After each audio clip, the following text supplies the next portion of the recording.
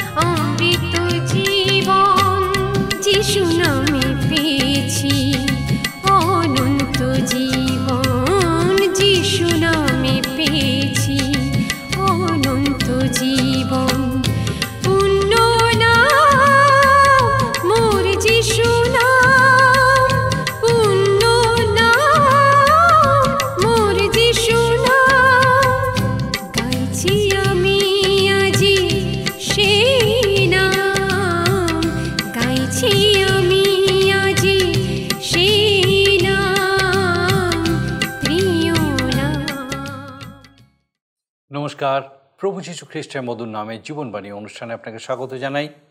আমরা ইয়োবের বিবরণে ইয়োবের প্রথম বন্ধু ইলিফসের বক্তব্য নিয়ে আলোচনা করছি। আমরা দেখেছি যে তিনি কিভাবে ইয়োবের এই দুর্দশার জন্য তাকে দোষারোপ করেছেন।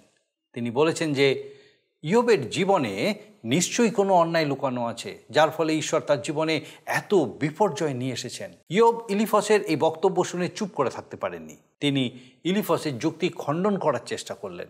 তিনি নিশ্চিত ছিলেন যে এমন কোনো অন্যায় তিনি করেননি যার জন্য তাকে এইভাবে শাস্তি ভোগ করতে হচ্ছে। তবু ঈশ্বর তার জীবনে এত সংকট নিয়ে এসেছিলেন। তিনি এত কাতর হয়ে পড়েছেন কারণ ঈশ্বর তার জীবনে সংকটাপন্ন করে তুলেছেন। ইয়োব ইলিফসের কথা শুনে তার বন্ধুদের উপরে অসন্তুষ্ট হয়ে পড়েছিলেন। তিনি তাদেরকে একটি বরফের চাদরে মোড়া একটি জলাশয়ের সঙ্গে তুলনা করেছেন, যা অল্প উষ্ণতায় ভেঙে পড়ে। তিনি বলেছেন যে ইলিফস যা বলেছেন সেটা খুবই ভালো, কিন্তু সেটা ইয়োবের বিষয়ে সঠিক নয়। তার বিষয়ে ইলিফস যা নির্ণয় করেছিলেন সেটা মোটেও যথাযথ নয়। তিনি তার বন্ধুদেরকে তার কাছ থেকে চলে যেতে বললেন। ইয়োব ভেবেছিলেন যে তার কোনো দুরারোগ্য ব্যাধি হয়েছে আর তার আয়ু বেশি দিন নেই। আর তার বন্ধুরা যথার্থভাবে তার সমস্যাকে গুরুত্ব দিয়ে বিচার করছেন না, তার প্রতি তাদের একটুও সহানুভূতি নেই। তিনি চাইছেন যেন তিনি শান্তিতে মৃত্যুবরণ করতে পারেন। ইয়োবের এই সমস্ত কথা শুনে তার দ্বিতীয় বন্ধু বিলদাদ এবার কথা বলা আরম্ভ করলেন। তিনিও ইয়োবকে আক্রমণ করা থেকে বিরত থাকলেন না। বিলদাদ বললেন যে তিনি আর এইভাবে কত কথা বলে যাবেন। তার কথা শুনে মনে হয় যেন ঝড় উঠেছে। তিনিও ইয়োবকে অনেক অনুযোগ করা শুরু করলেন, তবে তিনি অনেক বেশি রক্ষণশীল ছিলেন। আমরা এই সমস্ত বিষয় বিস্তারিতভাবে দেখব এবং দেখি যে কিভাবে তার বন্ধুরা একে অপরের যুক্তি খণ্ডন করছেন। আসুন আমরা এই সমস্ত বিষয় বিস্তারিতভাবে দেখি এবং দেখি যে কিভাবে ঈশ্বর আমাদের সঙ্গে তার জীবন্ত বাক্য দ্বারা আরেকবার কথা বলতে চলেছেন। প্রিয় বন্ধু, ইয়োবের পুস্তক থেকে আলোচনা করছি। আজকের আমি আপনাদের কাছে সেই ইয়োবের পুস্তকের 6 অধ্যায় কয়েকটি পদ পাঠ করব এবং আলোচনা শুরু করব। আপনার সামনে যদি বাইবেল রয়েছে তাহলে নিশ্চয়ই করে আমার সঙ্গে খুলবেন এবং বিশেষ করে আমি আপনাদের কাছে পাঠ করব 16 পদ থেকে। আসুন আমরা পাঠ করি। লেখা আছে, সেই স্রোত হিম হেতু কৃষ্ণবর্ণ হয়, তুষার পড়িয়া তাহার মধ্যে লীন হয়, কিন্তু উত্তপ্ত হইবা মাত্র তাহা লুপ্ত হয়, গ্রীষ্ম হইলে তাহা সস্তান হইতে শুষিয়া যায়। সেই পথের বণিক দল পথ ছাড়ে, তাহারা মরুস্থানে গিয়া বিনষ্ট হয়। টেমার বণিক দল দৃষ্টিপাত করিল, শিবার পথিক দল সেই সকলের অপেক্ষা করিল, তাহারা প্রত্যাশা করাতে লজ্জিত হইল। সেখানে আসিলে তাহারা হতাশ হইল। বস্তুত এখন তোমরা কিছুই নও, ত্রাস দেখিয়া ভয় পাইয়াছ। আমি কি বলিয়াছিলাম, আমাকে কিছু দাও, তোমাদের সঙ্গতি হইতে আমার জন্য ভেট দাও। বিপক্ষের হস্ত হইতে আমাকে রক্ষা করো, দুর্দান্তদের হস্ত হইতে আমাকে মুক্ত করো। আমাকে শিক্ষা দাও, আমি নীরব হইব। আমাকে বুঝাইয়া দাও, কিসে আমি প্রমাদে পড়িয়াছি। ন্যায্য বাক্য বলো। ন্যায্য বাক্য কেমন প্রবল, কিন্তু তোমাদের তর্কে কি দোষ ব্যক্ত হয়? তোমরা কি শব্দের দোষ ধরিবার সংকল্প করিতেছ? নিরাশ ব্যক্তির বাক্য তো বায়ুর তুল্য। আমরা দেখি যে ইয়োব তার বন্ধুদের বরফ ঢাকা জলাধারের সাথে তুলনা করেছেন। এর আগে আমরা শুনেছি যে ইয়োব বলে চলেছেন, আমার প্রাণ যা চায় না আমাকে তাই স্পর্শ করতে হয়। কারণ বড় দুঃখে কাতর হয়েই তিনি বললেন, ঈশ্বর যদি আমায় মেরে ফেলেন, যদি কেটে ফেলেন, তাতেও আমার আনন্দ হবে। কেন তিনি বলছেন, আমি সেই পবিত্রতমের বাক্য কখনো অস্বীকার করিনি। তিনি বলছেন, আমি এই ক্ষীণ বলে আর কতদিন অপেক্ষা করব? আমি কিভাবে সহ্য করে থাকব? আমার দেহে পাথরের মতো কঠিন বল নেই, আমার দেহের মাংস আর পেতলের মতো উজ্জ্বল ও কঠিন নয়। আমি কি আর কারো উপকার করতে পারব, অথবা কাউকে বুদ্ধি কৌশল পরামর্শ যোগাতে পারব? সবই ক্ষয় হয়েছে। বড় দুঃখ করে ইয়োব বললেন, আমার হেন দুর্বল মানুষের প্রতি বন্ধুদের সাহায্য করা প্রয়োজন, যেন ঈশ্বর ভয় ত্যাগ না করি। ইয়োব হতাশ হৃদয়ে বললেন, আমার বন্ধুরা সব মরুভূমির মরীচিকার মতো। আর তারপরই তার বন্ধুদের সেই বরফ ঢাকা জলাধারের সাথে তিনি তুলনা করেছেন। সকালে মনে হয় সাদা চাদর উপর দিয়ে হেঁটে যাওয়া যায়, একটু পরে বেলা হলে রোদ উঠে বরফ গলে যায়। আমি ঠিক বুঝতে পারছি না, মানুষের যে সমস্ত বিপজ্জনক অবস্থার সৃষ্টি হয় তার মধ্যে ইয়োবের এই অবস্থা একটা কিনা। ইয়োবের সবই ছিল, সুখ, স্বাচ্ছন্দ্য, সম্পদ, সন্তান, সম্মান, সম্ভ্রম সবই ছিল, কিন্তু কিছুই নেই। নিজ স্ত্রীর সহানুভূতি নেই, সাথীরা সান্ত্বনা দেয় না, দোষারোপ করছে। সুতরাং শরীরের বেদনা অপেক্ষা মনের ব্যথা 4 গুণ বৃদ্ধি পেয়েছে। ইয়োব নিজেকে একা বোধ করছেন। বন্ধুদের বললেন, তোমাদের কাছে কি কিছু চেয়েছি? আমি কি বলেছি যে তোমাদের সঙ্গতি থেকে আমাকে কিছু সাহায্য করো? ইয়োব বললেন, আমাকে যদি কিছু শেখাতে চাও শেখাও, আমি শুনব। বলো দেখি কিসে আমি ভুল করেছি? তোমরা কি আমার কথার ভুল ধরতে চাও? আমার মতো অবস্থার মানুষের বাক্য বায়ুর তুল্য, যা স্থির থাকে না, ভেসে যায়। 6 অধ্যায় বাকি অংশে এই কথা লেখা আছে, তোমরা তো অনাথের জন্য গুলিবাট করিবে, তোমাদের বন্ধুকে বিক্রয় করিবে। এখন অনুগ্রহ করিয়া আমার প্রতি দৃষ্টি করো, আমি তোমাদের সাক্ষাতে মিথ্যা কহিব না। তোমরা ফিরিয়া যাও, অন্যায় না হোক। আমি বলি, ফিরিয়া যাও, আমার পক্ষ ন্যায্য। আমার জিহ্বাতে কি অন্যায় আছে? আমার রসনা কি বিপাকে স্বাদ বুঝে না? শেষ পর্যন্ত ইয়োব বাধ্য হয়েই বলছেন, তোমাদের বাক্য থেকে আমি কোনোভাবেই উপকৃত হলাম না, তোমরা বরঞ্চ ফিরে যাও, কেননা আমি আমার সিদ্ধান্ত থেকে ফিরব না। এর আগেই বলেছি যে ইয়োব এবং ওই 3 বন্ধু ঈশ্বরকে ইয়োবের মতো চিনতেন না, যদিও বা ইয়োব ঈশ্বরকে ভয় করে চলতেন না। তারা নিজেদের চিনতেন, আর ইয়োবকে ধার্মিক বলে জানলেও তার হৃদয় ও ঈশ্বরের প্রতি তার ভালোবাসা যে কত গভীর তা বুঝতেন না। 3 বন্ধুর একই চিন্তা, ইয়োব তার গোপন পাপ স্বীকার না করা পর্যন্ত কোনো মতেই এই অবস্থা থেকে উদ্ধার পেতে পারবেন না। ইয়োব কিন্তু তার যুক্তি ও দর্শন দিয়ে তাদের বোঝাতে ক্ষান্ত হচ্ছেন না। এখন আমি আপনাদের কাছে 7 অধ্যায় ইয়োবের পুস্তক থেকে বা ইয়োবের বিবরণ থেকে আলোচনা করব। আমরা 7 অধ্যায় প্রথম 3টি পদ পাঠ করি। লেখা আছে, পৃথিবীতে কি মর্ত্যকে সৈন্যবৃত্তি করিতে হয় না? তাহার দিনসমূহ কি বেতনজীবীর দিনের তুল্য নহে?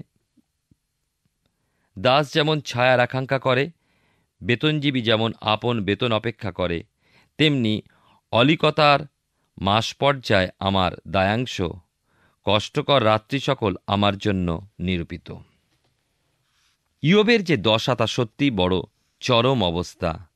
সর্বহারা, দারুণ অসুস্থ, বিছানায় শোবার কোনো উপায় নেই। তার উপরে তার স্ত্রী বলছেন, তুমি আত্মহত্যা করো, ঈশ্বরকে ছাড়ো।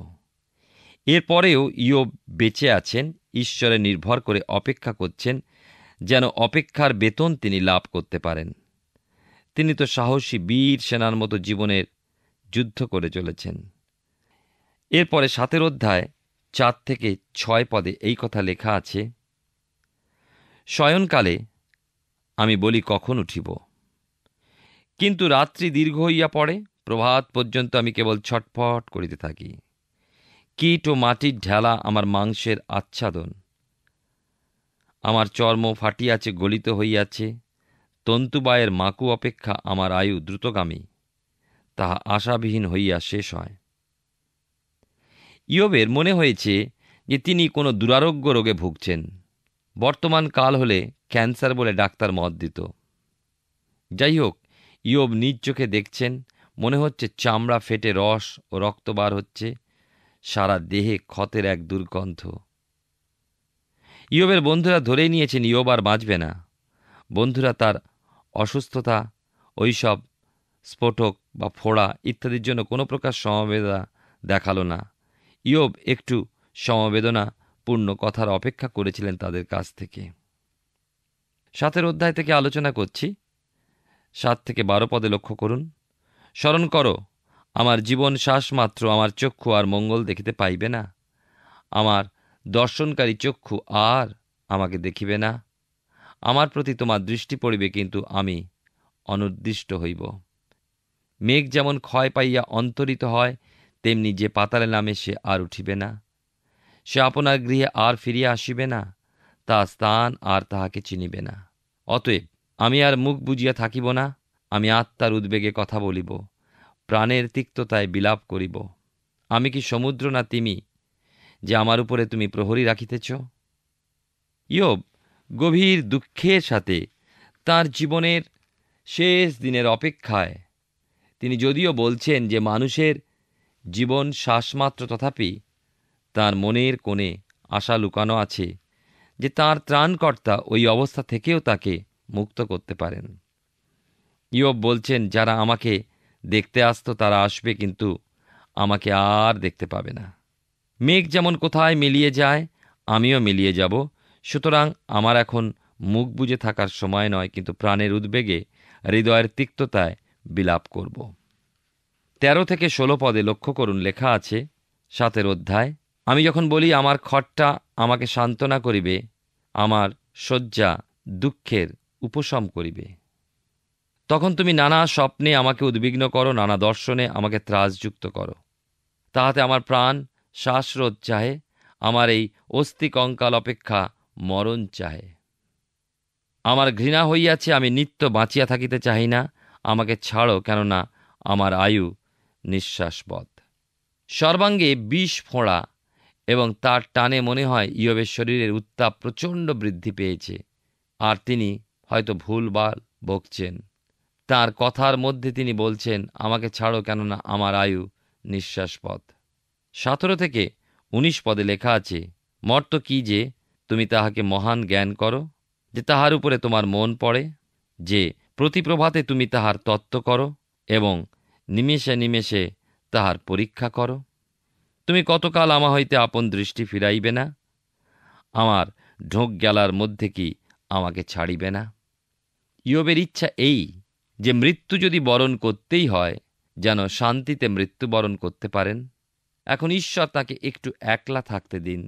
তিনি অনুভব করছেন যে যা ঘটছে ঈশ্বর থেকে ঘটছে এবং এই ঘটনার পশ্চাতে কোনো মঙ্গল আছে, কেননা এটা তার জীবনের পরীক্ষা।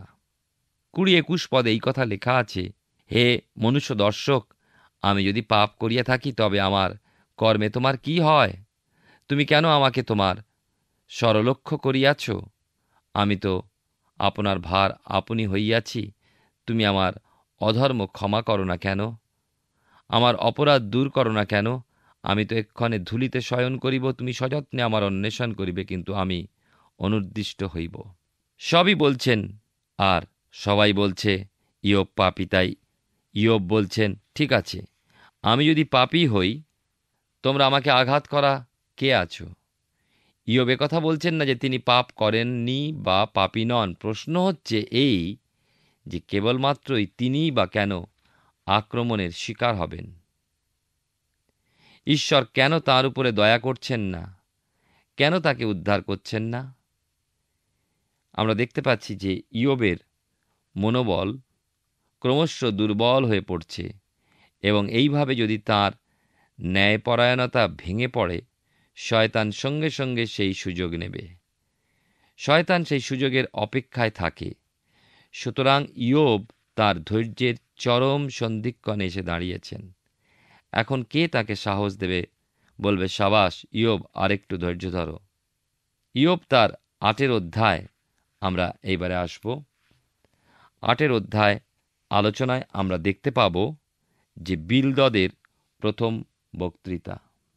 আমরা এই অংশে পাই, লেখা আছে, কয়েকটি পদ পাঠ করি। বিলদদের প্রথম বক্তৃতা। পরে শুইও বিলদদ উত্তর করিয়া কহিলেন, তুমি কতক্ষণ এই সকল কহিবে? তোমার মুখের বাক্য প্রচণ্ড ঝটিকাবৎ বহিবে। ঈশ্বর কি বিচার বিরুদ্ধ কর্ম করেন? সর্বশক্তিমান কি ধর্ম বিপর্যয় করেন? তোমার সন্তানগণ যদি তাহার বিরুদ্ধে পাপ করিয়া থাকে, আর তিনি তাহাদিওকে তাহাদের অধর্মের হস্তে সমর্পণ করিয়া থাকেন, তুমি যদি সযত্নে ঈশ্বরের অন্বেষণ করো, সর্বশক্তিমানের নিকটে যদি সাধ্য সাধনা করো, যদি নির্মল ও সরল হও, তবে তিনি এখনও তোমার নিমিত্ত জাগিবেন ও তোমার ধর্মনিবাস শান্তিযুক্ত করিবেন। তাহাতে তব অগ্রিম অবস্থা ক্ষুদ্র বোধ হইবে, তোমার অন্তিম দশা অতিশয় উন্নত হইবে। বিলদদের প্রথম বক্তৃতা আমরা শুনছি। ইয়োবের দ্বিতীয় বন্ধু ছিল এই বিলদদ। এবার তিনি ইয়োবকে আক্রমণ করতে প্রস্তুত হলেন। একের পর এক বন্ধুরা তাকে আক্রমণ করছে এবং প্রত্যেকেই এই কথাই বলতে চাইছেন, ঈশ্বর ধার্মিক, তিনি কখনো অন্যায় করেন না, আর তাই তিনি কোনো অন্যায় করেননি তোমার জীবনে। তোমার কোনো নিশ্চয়ই অন্যায় রয়েছে, পাপ রয়েছে, যা তুমি লুকিয়ে রেখেছো, যা স্বীকার করনি, যার জন্য তোমাকে এই অবস্থা ভোগ করতে হচ্ছে। জাগতিক মানুষ হিসাবে আমরা অনেক সময় এই ধরনের কথাই বলে থাকি। বিলদদ নামের অর্থ হল তর্কবিদের পুত্র। আমরা একটা জিনিস লক্ষ্য করব যে বিলদদ ইলিফাসের চেয়েও বেশি গোঁড়া, আর আমরা এও দেখব যে বিলদদ ক্রমবিকাশে বিশ্বাসী। সুতরাং ধারাবাহিকতায় তার বিশ্বাস, অর্থাৎ যাকে আমরা বলি ট্র্যাডিশন, যারা ক্রমবিকাশে বিশ্বাসী তারা সেই রকমই লোক। মাটি খুঁড়ে এক টুকরো হাড় পেল, আর ওই হাড় নিয়ে গবেষণা শুরু হলো। কার হাড়, কিসের হাড়, কত বৎসরের পুরাতন হাড়, ইত্যাদি ইত্যাদি। যারা তর্ক করে তারা কখনো উত্তর পায় না। তর্ক করে বুদ্ধি দিয়ে ঈশ্বরকে জানা যায় না, বিচার বুদ্ধি দিয়ে ঈশ্বরকে পাওয়া যায় না। তাই আমরা দেখি যে বিলদদ ইয়োবের উপরে বাক্যবাণ হানলেন, তা যুক্তি ও তর্কে পূর্ণ। তিনি বললেন, তুমি কতক্ষণ এই সকল কহিবে? তোমার মুখের বাক্য প্রচণ্ড ঝটিকাবৎ বহিবে। আমরা দেখি যে ইয়োবের যে বন্ধুরা তার কাছে এসেছেন সবাই কোনো সাধারণ মানুষ নয়, তারা প্রত্যেকেই কিন্তু জ্ঞানী ব্যক্তি। ইয়োবও একজন দার্শনিক এবং কবি। ওই তিনজন ছাড়াও আরও একজন বন্ধু সেখানে উপস্থিত ছিলেন, তার নাম ইলিহু। অন্য তিন বন্ধু যখন কথা বলছিলেন, ইলিহু নীরব শ্রোতা। আমরা অবশ্য পরে তার বিষয়েও শুনব। আমি আগে আপনাদের বলেছি যে তখনকার কালে ফুটবল, হকি, ভলিবল, বাস্কেট বা ক্রিকেট এসব খেলা ছিল না।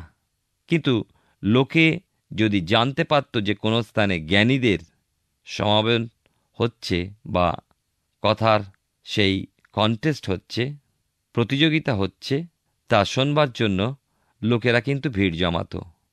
যেমন গ্রামগঞ্জের দিকে তরজা গান শোনবার জন্য মানুষের ভিড় হয়। আমার মনে হয় যে ইয়োবের আসরে বেশ কিছু শ্রোতা জমে গিয়েছিল। আর আমরা দেখছি যে বিলদদ কথা শুরু করেছেন।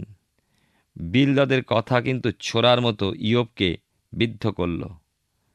বিলদদের পরবর্তী কথাগুলো শুনে মনে হচ্ছিল যে বিলদদ বাক্যের ছোড়াটা ইয়োবের দেহে প্রবেশ করিয়ে দিয়ে মাঝে মাঝে নাড়ছিলেন। আর তিনি বলছেন, তুমি কতক্ষণ এই সমস্ত কথা বলবে? বিলদদ বলতে চাইছেন যে ইয়োব, তোমার কথার কোনো যুক্তি নেই। তোমার ওই ঝড়ের বেগে কথা বলে প্রমাণ করতে পারবে না যে তুমি ধার্মিক। আজকের জগতে আমরা অনেকেই আছি যারা মানুষের দুঃখ যাতনার পাশে এসে তাদেরকে সাহায্য না করার পরিবর্তে তাদেরকে দোষারোপ করে তাদের শারীরিক মানসিক অবস্থাকে আরও বিপর্যস্ত করে তুলি। আমরা সর্বদা দেখি মানুষের ভুল, তাদের অন্যায়, তাদের দুর্বলতা। প্রত্যেক মানুষই দুর্বল। আমরা মাংস মাত্র, আমাদের মধ্যে উত্তমতা কিছুই বাস করে না। যদিও আমরা এই পুস্তকের প্রথমেই দেখেছি যে ইয়োব একজন ধার্মিক ব্যক্তি ছিলেন, সিদ্ধ ব্যক্তি ছিলেন, ঈশ্বর ভয়শীল ছিলেন, কুক্রিয়া ত্যাগী ছিলেন। তথাপি আমরা এও জেনেছি, শুনেছি যে শয়তান তাকে পরীক্ষা করেছিল। যেহেতু ঈশ্বর তাকে আশীর্বাদ করেছিলেন, তাই শয়তান বলেছিল যে তার কাছ থেকে সকল আশীর্বাদ সরিয়ে নিলেই সে তোমাকে অস্বীকার করবে। আজকে পৃথিবীতে বেশিরভাগ মানুষই তাই। যতক্ষণ আনন্দে আছি ঈশ্বরকে আমরা সম্মান দিই, আর যখনই আমাদের জীবন থেকে চলে যায় সব আনন্দ, তখন ঈশ্বর সম্পর্কে সন্দেহ প্রকাশ করি। আমরা দেখি ইয়োবের বন্ধুরা এসেছে ইয়োব সম্পর্কে প্রশ্ন করতে, তার চরিত্র সম্পর্কে, তার লুকানো পাপ সম্পর্কে। তাই বিলদদ বলছেন, তোমার কোনো যুক্তি খাটবে না। যদিও বা তুমি অনেক কথা বলার চেষ্টা করছো, সে কথা প্রকাশ পায়, যাই করো তোমার লুকানো পাপ। প্রিয় শ্রোতা, বন্ধু, প্রিয় ভাই ও বোন, আপনাদের প্রত্যেককে আজকের এই সময় বলি, আসুন আমাদের অন্তঃকরণকে পরীক্ষা করে দেখি। প্রভু যীশু বলেন, অন্যের চোখে কুটোটা না দেখে নিজের চোখে যে কড়িকাঠ রয়েছে তা দেখা বেশি গুরুত্বপূর্ণ। প্রার্থনা করি যেন আমরা প্রভু যীশুর রক্ত দ্বারা আমরা যেন ধৌত পরিষ্কৃত হয়ে তার ধার্মিকতা বলে যেন তার পথে চলতে পারি। আমরা ইয়োব পুস্তক থেকে ধারাবাহিকভাবে অধ্যয়ন করছি। আমার বিশ্বাস মহান ঈশ্বর বিশেষভাবে আপনার সঙ্গে কথা বলছেন। আমাদের মনে রাখতে হবে যে ইয়োবের এই 3 বন্ধু, বিশেষ করে প্রথম 2 জন না ঈশ্বরকে ভালোভাবে জানতেন, না ইয়োবকে সঠিকভাবে চিনতেন। এমনকি তারা নিজেরাও নিজেদেরকে ঠিক করে চিনতেন না। তারা প্রকৃত পরিস্থিতি বুঝতেই পারেননি এবং তারা এই সিদ্ধান্তে এসেছিলেন যে ইয়োব তার জীবনে পাপ করেছিলেন, কিন্তু সেটা কিছুতেই স্বীকার করছেন না। আর যেহেতু তিনি তার গোপন পাপ স্বীকার করছেন না, তাই তার উপরে ঈশ্বরের বিচার নেমে এসেছে। কিন্তু ইয়োব স্বীকার করেছেন যে তিনি হয়তো অন্যায় করেছেন, তবে তিনি যে পরিমাণে শারীরিক ও মানসিক যন্ত্রণা সহ্য করছেন সেই রকম গুরুতর অন্যায় তিনি করেননি। ঈশ্বর কেন তাকে দয়া করছেন না? ঈশ্বর কেন তাকে ক্ষমা করে তাকে আবার আগের অবস্থায় ফিরিয়ে দিচ্ছেন না? ইয়োবের দ্বিতীয় বন্ধু বিলদাদ তার বক্তৃতা আরম্ভ করেছেন। তিনিও নানাভাবে তাকে অনুযোগ করতে ছাড়েননি। বিলদাদ ইলিফসের থেকে আরও এক ধাপে গিয়ে বললেন যে ইয়োবের সন্তানেরা পাপী ছিল, এই জন্য তাদের মৃত্যু হয়েছে। এমন কথা বিলদাদের বলা মোটেও উচিত হয়নি। বিলদাদের অনুযোগ করা শেষ হয়নি। আমরা সেই বিষয় আমাদের আগামী পর্বে বিস্তারিতভাবে দেখব। আসুন এখন প্রার্থনায় যাব, আর আমি চাইব আপনি আমার সঙ্গে প্রার্থনায় যোগ দিন। আসুন প্রার্থনা করি। করুণাময় পিতা ও প্রভু, তোমার ধন্যবাদ দিচ্ছে পিতা, তোমার জীবন্ত বাক্য আমাদের পথ দেখায়। পিতাকে ধন্যবাদ দিয়ে আমাদের প্রত্যেক দর্শক বন্ধুর জন্য যার একবার তোমার জীবন্ত বাক্য দ্বারা কথা বলেছ। ধন্যবাদ দিই স্বর্গীয় পিতা, আমাদের সে প্রত্যেক দর্শক বন্ধুকে, তাদের পরিবার পরিজনকে এখনো পর্যন্ত তুমি ধরে রেখেছ। পিতাকে হয়তো কঠিন পরিস্থিতি, প্রতিকূল পরিস্থিতির মধ্যে দিয়ে তাদেরকে যেতে হচ্ছে। হতে পারে হয়তো কঠিন রোগে আক্রান্ত আছেন কেউ কেউ, হতে পারে হতাশাগ্রস্ত নিরাশাগ্রস্ত হয়ে পড়েছেন অনেকে, জীবনে আসার আলো হয়তো দেখতে পাচ্ছেন না। কিন্তু প্রভুগো, তুমি তাদেরকে তোমার জীবন্ত বাক্য দ্বারা আরেকবার সেই শক্তি যুক্ত করতে চাও যে তুমি তাদের সঙ্গে আছো। এবং পিতাগো, তুমি তাদেরকে সেই পরিস্থিতি থেকে উদ্ধার করে আবার সেই নতুন জীবনে ফিরিয়ে আনতে সক্ষম। প্রভুগো, তোমার প্রতি বিশ্বাসে, এই বিশ্বাসে সেই প্রত্যেককে তুমি স্থির করো, তোমার অনুগ্রহে পূর্ণ করো, যেন কেউ প্রভুগো তোমার থেকে দূরে না সরে যায়, কিন্তু তোমাতে আরও বৃদ্ধি পায় এবং তোমার সেই উপস্থিতির সহভাগিতায় তোমাতে আনন্দ করতে পারে। ও পিতা, তুমি কৃপা করো। আমাদের সেই প্রত্যেক দর্শক বন্ধু, তাদের পরিবার পরিজন প্রত্যেককে তোমার চরণে সমর্পণ করে ধন্যবাদের সঙ্গে এই প্রার্থনা তোমার যিশু নামে চাই, দয়া করে শ্রবণ গ্রহণ করো। আমেন। ঈশ্বরের মহা অনুগ্রহে আরেকবার আমরা সুযোগ পেয়েছিলাম তার জীবন্ত বাক্যের সান্নিধ্যে আসার। আমার বিশ্বাস এইভাবেই আপনি আমাদের সঙ্গে জীবনবাণী অনুষ্ঠানে আগামী দিনে উপস্থিত থাকবেন, যখন এইভাবে ঈশ্বরের বাক্য আমাদের জীবনে বিশেষভাবে কথা বলবে। ঈশ্বর আপনার মঙ্গল করুন। প্রিয় বন্ধু, আশা করি জীবনবাণী অনুষ্ঠানটি আপনার ভালো লেগেছে। আর যদি ভালো লেগে থাকে তাহলে অবশ্যই আমাদের একটি মিসড কল দিন। আপনার দেওয়া মিসড কলটি আমাদের কাছে অতি মূল্যবান। আমরা আনন্দের সাথে জানাই, প্রতিটা মিসড কল দাতাদের মধ্যে থেকে সপ্তাহের শেষে বিশেষ দর্শক বন্ধুকে বেছে নেওয়া হবে এবং সেই দর্শক বন্ধুকে পুরস্কৃত করা হবে ও সপ্তাহের শেষে তার ছবি ও নাম আমাদের অনুষ্ঠানে প্রকাশ করা হবে। গত সপ্তাহের বিজয়ী দর্শক বন্ধুরা হলেন উত্তর ২৪ পরগনা থেকে অনিরুদ্ধ ভট্টাচার্য ও মিতা ভট্টাচার্য। আমাদের মিসড কল দেবার নম্বরটি হল 04449081 আপনি প্রার্থনা ও আরও অধিক জানতে আগ্রহী হলে আমাদের সঙ্গে অবশ্যই ফোনের মাধ্যমে যোগাযোগ করতে পারেন। আমাদের মোবাইল নাম্বার 9433497235 এবং আরেকটি হল 9433803755। আর আমাদের ঠিকানা টিভি স্ক্রিনে আপনারা দেখে নিন। ধন্যবাদ। ভালো থাকুন, সুস্থ থাকুন।